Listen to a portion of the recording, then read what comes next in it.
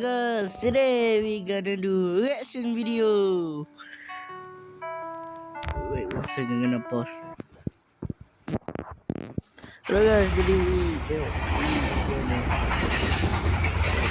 shows I don't know how to read.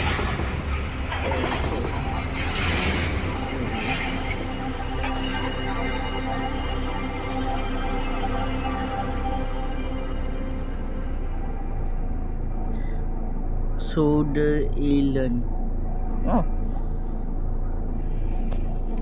my friend Kabo shoot review this show. No why. Kabo say really good. Soda Island Version 2.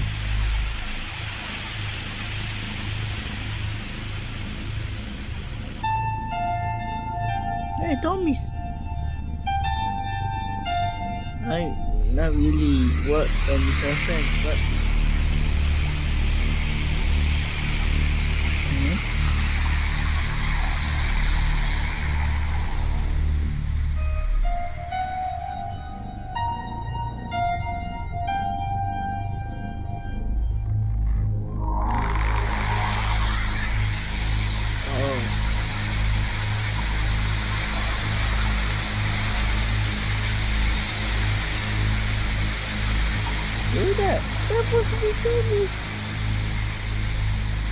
They were the stories that have charmed an entire generation. From the books to the television series, people around the world have grown up with the railway stories, and all their cheerful characters. But the truth behind Thomas and his friends was no children's fantasy. The truth would be horrifying.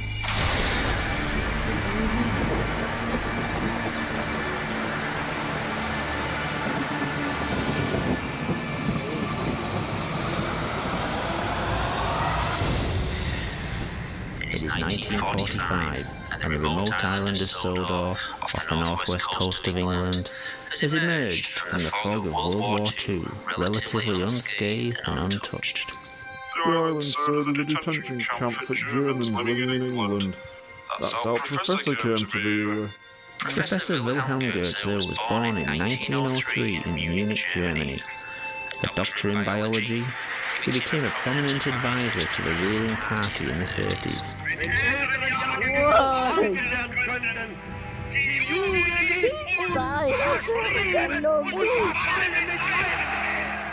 In 1939, as war escalated, he, his wife Olga, and 4-year-old son Hans fled the country.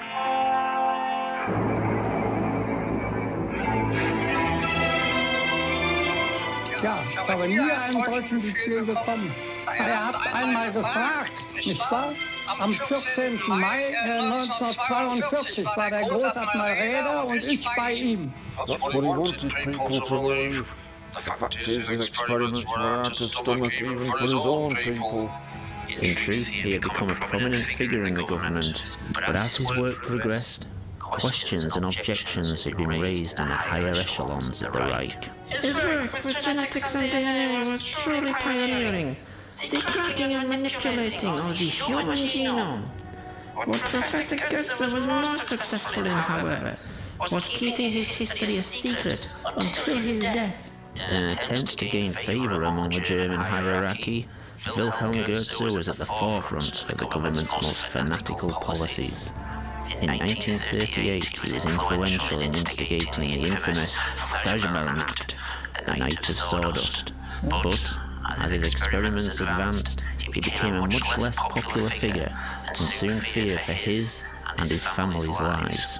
As soon as he escaped to England, he was banged up here. But locals were nice to him, there was no hostility, and many of them chose to live here after all. Following their release, Professor Goethe, Olga, and young Hans chose to remain. After studying under his father, Hans left at the age of 18 and went to university on the mainland, studying biology and engineering, writing several pioneering papers about genetics and the splicing of DNA with mechanical implants. He called it biofusion.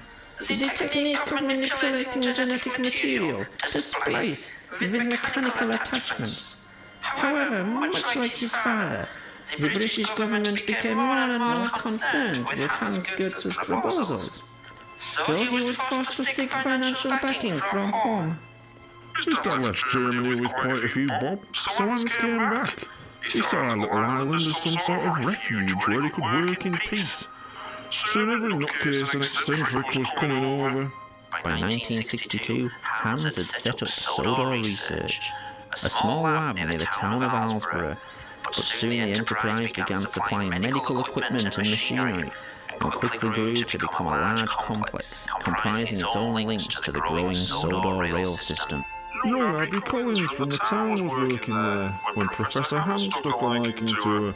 Soon they were married, and not long after, the town was buzzing with news of her pregnancy. Baby Thomas was born in 1968. Throughout the early years of his life, he would watch the growing railway network with fascination. He couldn't get enough of trains. His dad bought him one of the first video cameras, and he'd be on the platforms every day. You can see me in some of those tapes. Hey, Mr. Hartley. Morning, Thomas. But he was friends with everyone, even that simple bloke who could only say where he lived. But his favourite trains were the old steam engines.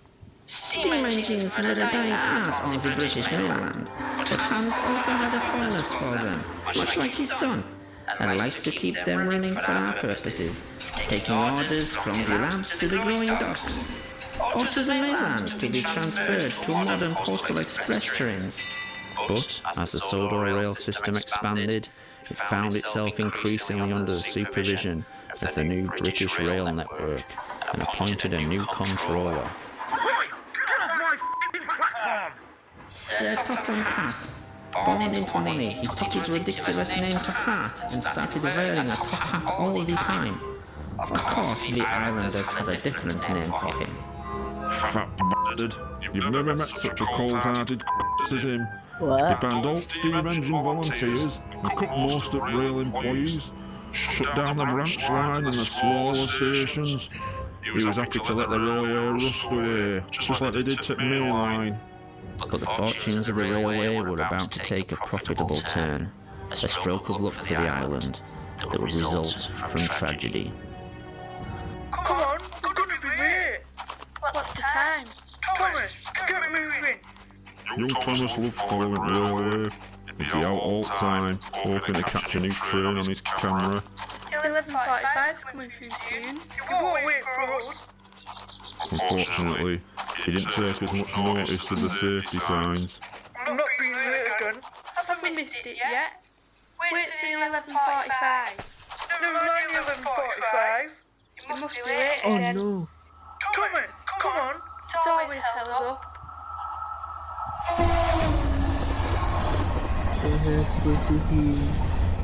No. Hans was mortified. He disappeared from public view and into the labs. Locking himself in, he wouldn't allow anyone in there. Eventually his father Wilhelm came to see him.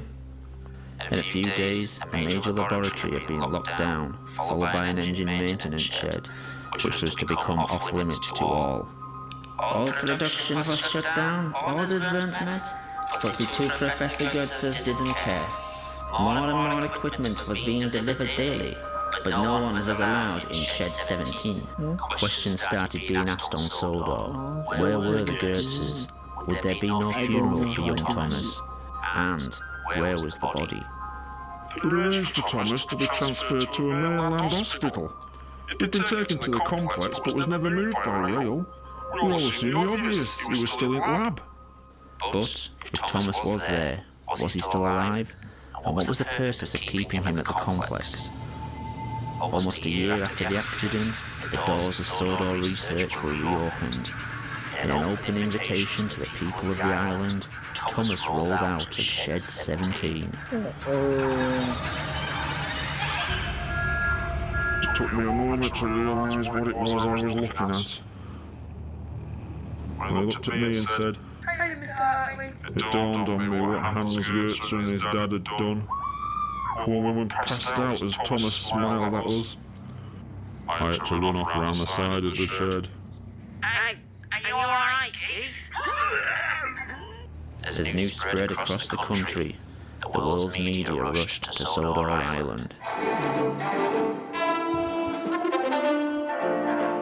They kept trying to interview me. I became a bit of a celebrity. No, gun. Controversy on Sodor Island. Questions asked about science ethics. It's fair to say I was pretty nervous at times, Joined now by Keith Hartley.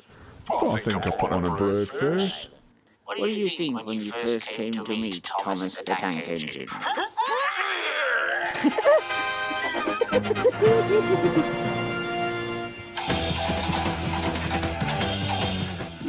Most of my mates said I looked pretty good on telly.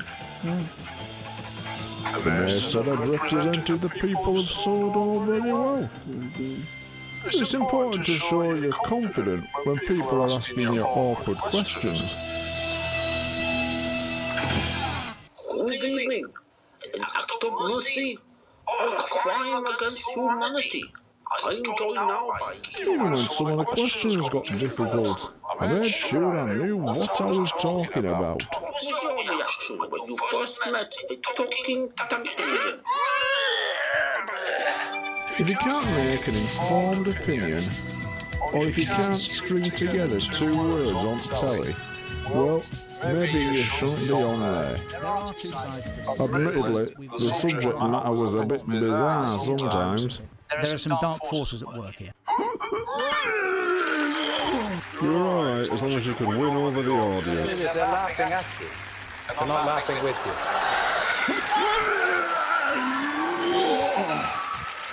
The Goetze family refused to answer any questions. Behind closed doors, the only question they agreed to answer had been asked repeatedly: would Thomas work on the railway? The response was an emphatic no. Thomas's DNA had been reprogrammed to accept and adapt to the engine structure, using the engine's internal system to maintain his organic functions. What no one could be sure of was how much of the engine was mechanical and how much was organic material. Thomas had been able to move around without coaches, but to work on the railway, his engine would need to be fired up and operated by a driver and fireman. Since no one could be sure how much of the engine was Thomas, the pressure caused by the engine could rupture his organs from the inside, and the incredible heat could boil him alive. Professor Hans and his father vowed Thomas would never work on the railways. Similarly, the two professors were to refuse many requests by people from around the world who wished to be biofused into engines. There were billionaires offering to pay whatever they wanted to be converted into an engine or some other transport. Train enthusiasts too, and people with terminal illnesses were desperate to be made into trains. But for some reason, the Goetzes refused.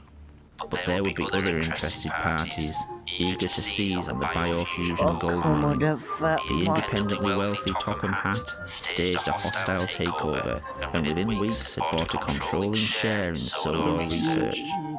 Immediately, the policy of the company changed, and so did the ethics. The medical supply wing was shut down, and work began on mass biofusion experiments and operations. Anyone who could afford it, some handing over their whole fortunes, were turned into engines.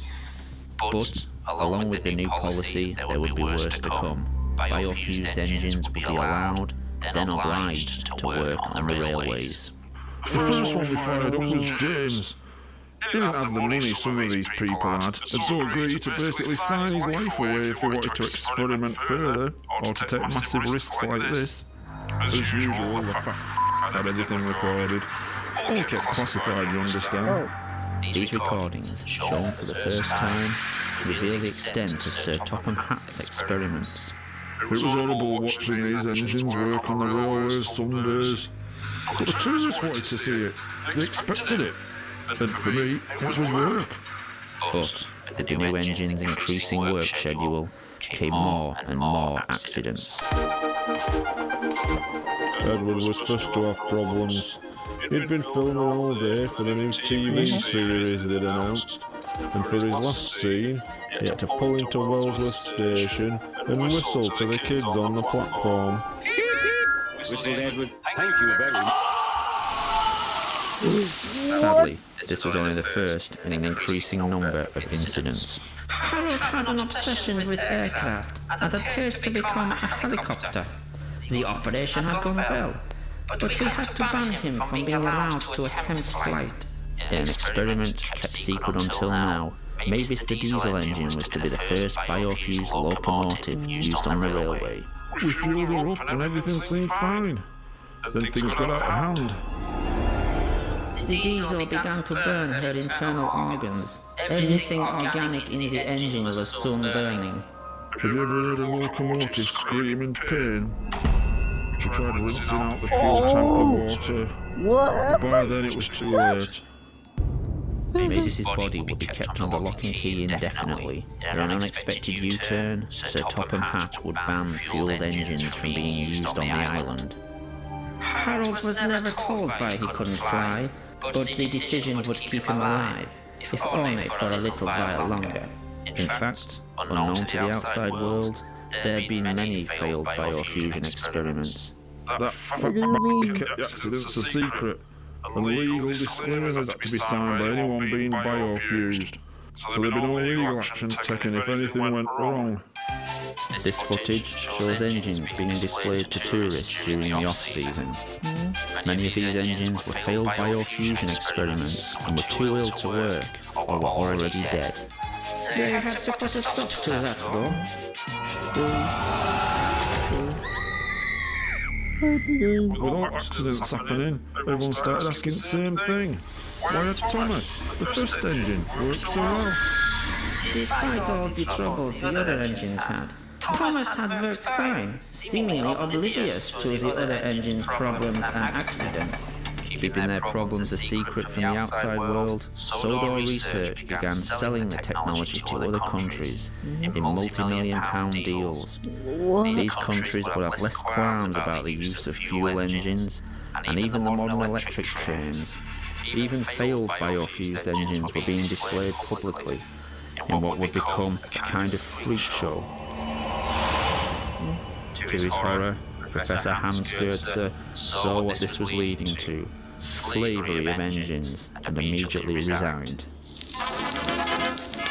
His father, Wilhelm, would go one step further.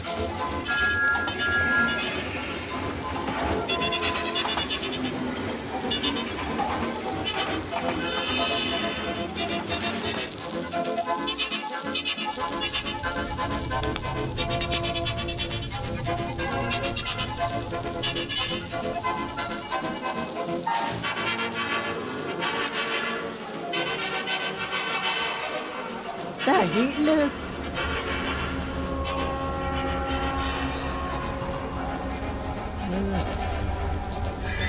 A gun. He gonna kill himself. Oh, he gonna kill himself.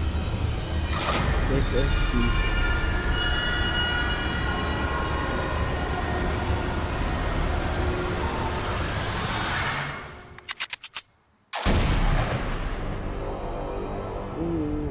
Professor Wilhelm couldn't come to terms with what was happening to his engines, and took the only course he thought he could take.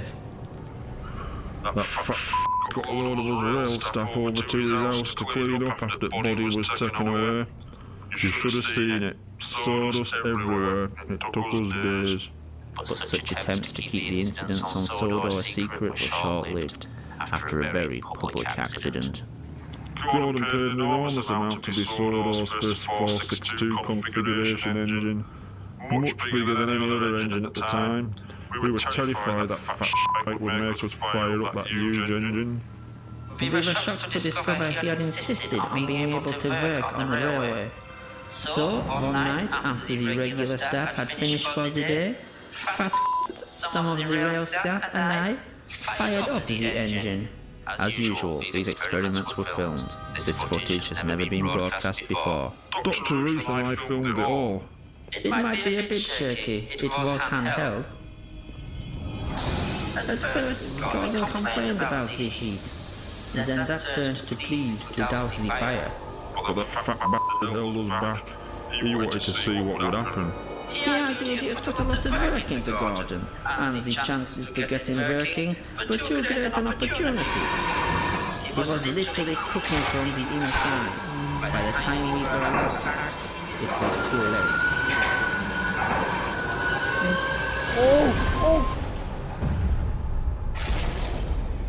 I wasn't as near to him as some of them. All I could do was run. I wanted to get away with some singed clothes. Others weren't so lucky. The fateful few hours following the accident would seal the fate of Sodor Research. The fat stopped us trying to put out the fire, insisting that any evidence would fall back on us. He kept repeating, "This was all your fault. You knew the dangers. You're legally to blame." He stopped us calling for ambulances or the fire brigade. We told him, these are injured people here. They're going to die unless we do something. But he kept saying, no one from the outside can come in. No one can see this. Finally, someone suggested we airlift them to hospital. Harold was banned from flying for his own safety, but we thought the risk was worth it. Fueling Harold was a nervous experience. Would he have the same reaction Mavis had? We all breathed a sigh of relief and loaded the injured people aboard. Then it all went wrong.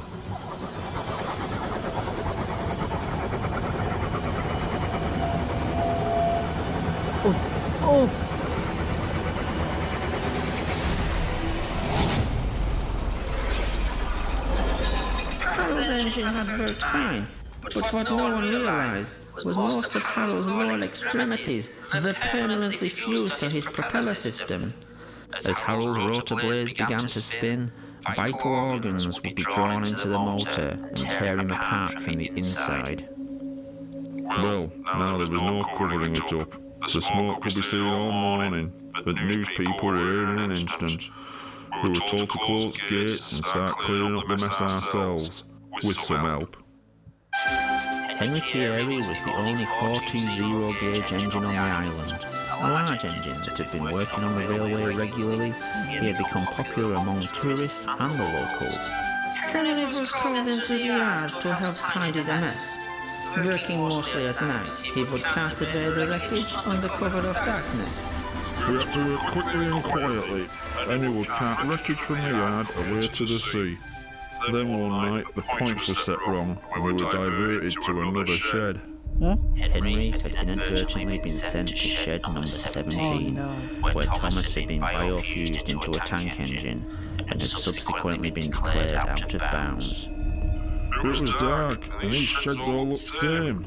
I unlocked the doors and Henry rolled in.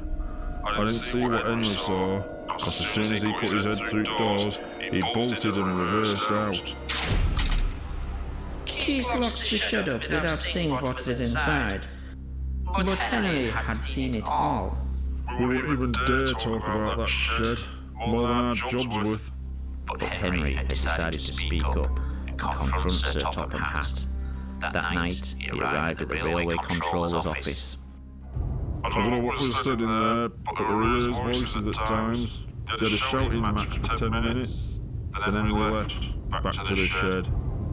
By pure chance, he was sent back to the same shed as Thomas that night, and with one sentence, he sealed both their fates. Henry only said one thing to him: stay away from shed 17. The next day, the fat had a new job for him.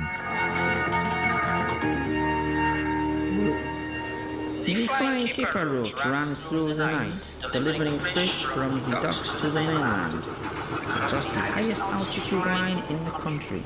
That whole line was treacherous at best, but when Henry was put on there, in the middle of winter, it was a death trap. In 1970, fish had started being delivered by road to the mainland. It was safer and more cost-effective, and the line was declared redundant. Dangerous and unnecessary, it came as a shock to the islanders when it was reopened. That fat shite always hated Henry. He didn't like his cheerful manner, and he clearly had other lifestyle choices when he was a human. Fat wanted Henry away from the other engines, and Kipper Run was a death sentence.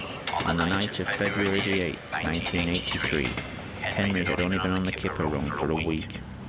The following incident would be made into a book and later recreated in the television series. This is the train the railwaymen call the Flying Kipper. Can you believe they put it in a kid's story? Of course, that fat had changed quite a few of their facts. They couldn't know the points from the main line to a siding were frozen, and the home signal should have been set at danger, but the snow had forced it down. As the train approached the most treacherous part of the line, unnoticed to Henry, his driver and fireman, the points had diverted them to the adjoining siding, and right into the path of another train.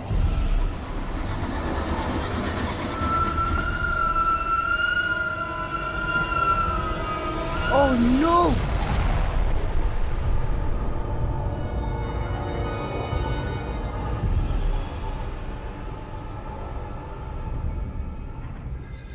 Henry's driver and fireman had jumped clear before the crash. In fact, Al and Barry died from their injuries. Slowly, in snow, the poor bats. By midday, the recovery operation was underway, and Sir Topham Hatt had arrived. Cheer up, Henry, it wasn't your fault. Ice and snow caused the accident. These images from a train spotter's camera were taken the evening before and were successfully covered up by the Sodor Railway Board for 10 years. There's a railway spike in points, blocking them. Of course, that had disappeared by the time we got there. I'm sending you to Crewe, a fine place for sick engines. Crewe. We all knew what that meant.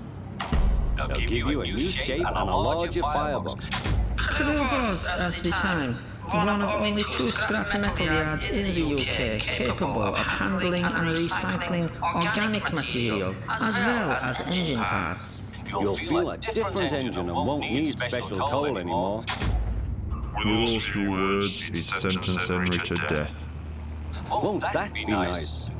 Yes, sir, said Henry doubtfully. Everyone knew we wouldn't see him again, and everything was sewn up nice and neat for that fat.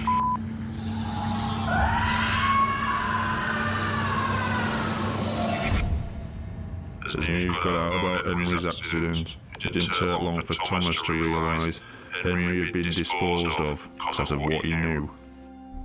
The next evening, Thomas had been put on his own for the night at Knapford Station. As his driver and fireman left, under what was left of his own steam, he set off for the Sodor Research Complex. He had a small amount of burning fuel in his firebox, but he was mostly moving under his own strength. It took Thomas 3 hours to get to the complex, the effort to get there nearly killing him. Thomas arrived at midnight. With no one around, he made his way to the shed where he was created. What he found was the answers to his questions, and many others.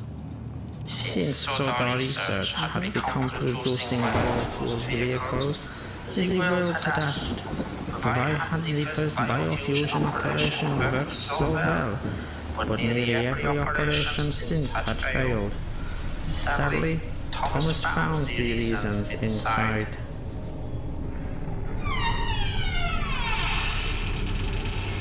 Huh?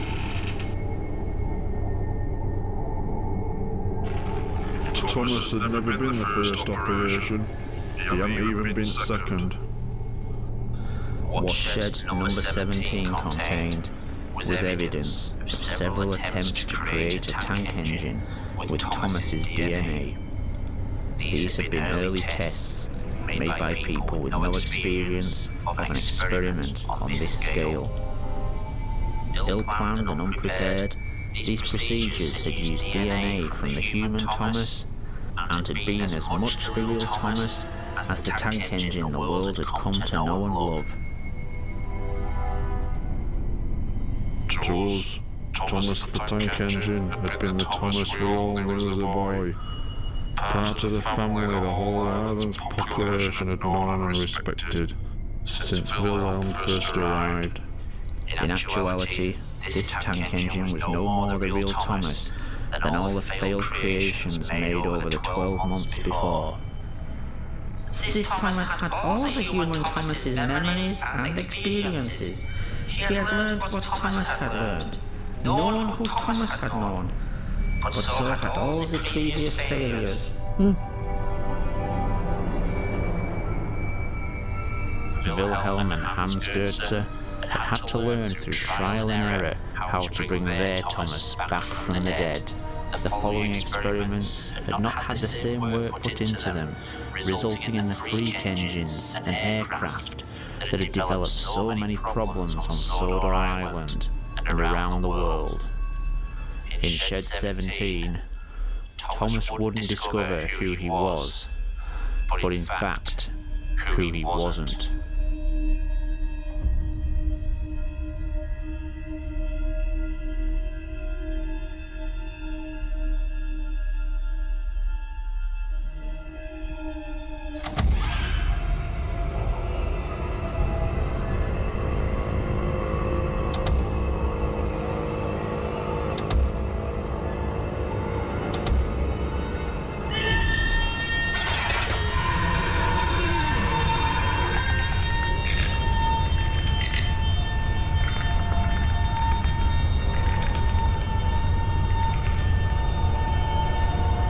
What?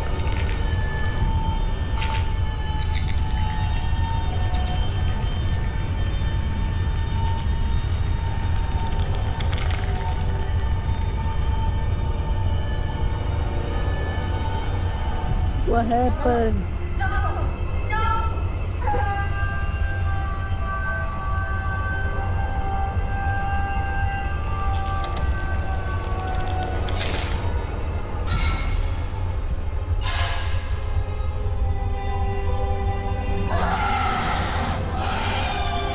What?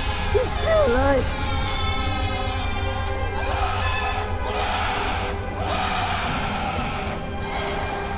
He had no idea he was only one of many clones. None of us did. But I guess as time passed, we stopped asking all the questions we had at first. We were just glad our friend was back with us. He could work for us. He became our servant in a way. Someone who drew in the crowds, helped create jobs, was eager to work. Thomas always thought of us as his friends. Sadly, over time we came to think of him as just really useful.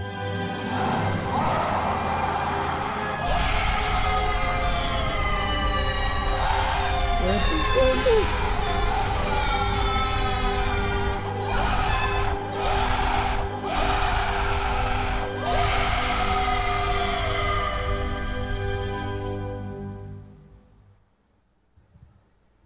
What happened? Oh.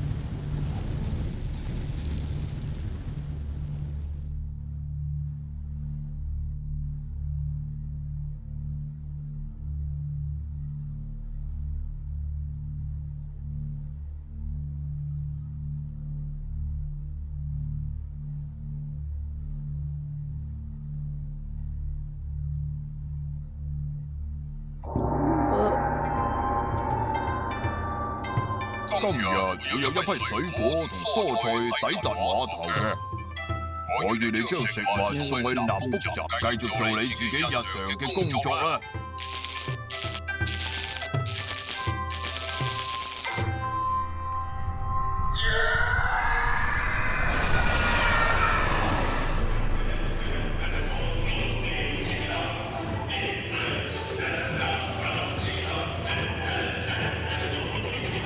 Next week, Cockleshell Bay. In the aftermath of the Mr. Ship inquiry, we ask how much did ITV know? And where next for Robin and Rosie of Cockleshell Bay. Until next time. Yeah, until next time, yeah. Until next time. Goodbye. Goodbye.